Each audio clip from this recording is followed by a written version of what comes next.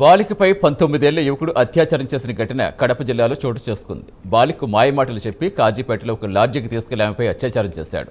తీవ్ర రక్తస్రావంతో ఉన్న బాధితురాలిని కడప రిమ్స్కు తరలిస్తే అత్యాచారం జరిగినట్టుగా డాక్టర్స్ నిర్ధారించారు. పేరెంట్స్ ఫిర్యాదుతో పోలీసులు దర్యాప్తు చేపట్టారు.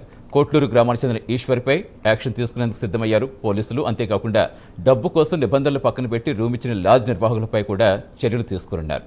పూర్తి సమాచారం ఇచ్చేందుకు మా కరెస్పాండెంట్ సుధీర్ జాయిన్ అవుతున్నారు. సుధీర్, అసలు ఏం చెప్తున్నారు పోలీసులు?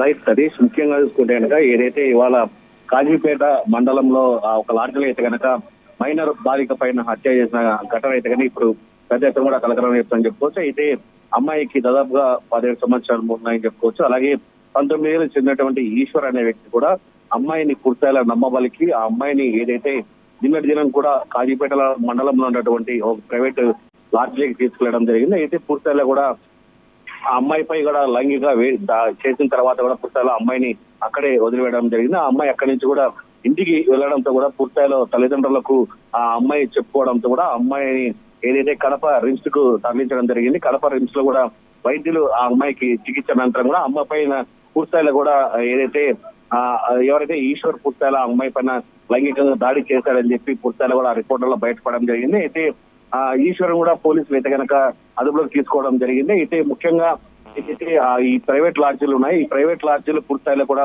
ఎవరికి సంబంధించినటువంటి డేటాను తీసుకోకుండా కేవలం రూములు ఇచ్చిన నేపథ్యంలో కూడా లాడ్జీకి సంబంధించిన నిర్వాహకులపై కూడా పోలీసులు కేసులు నమోదు చేయడం జరిగింది. అయితే ఇప్పటికే మనం చూసుకోవచ్చు, ఈ ఈశ్వర్ అనే వ్యక్తి కూడా దాదాపుగా కొల్లూరు మండలానికి చెందిన వ్యక్తిగా గుర్తించడం జరిగింది. ఇతన్ని పోలీసులు అదుపులోకి తీసుకోవడం జరిగింది. ఈ కేసుకు సంబంధించి ఇంకా ఏంటి అనే దానిపైన అయితే కనుక పోలీసులు విచారిస్తున్న పరిస్థితి ఉందని చెప్పుకోవచ్చు Satish. Right, thank you Sudheer.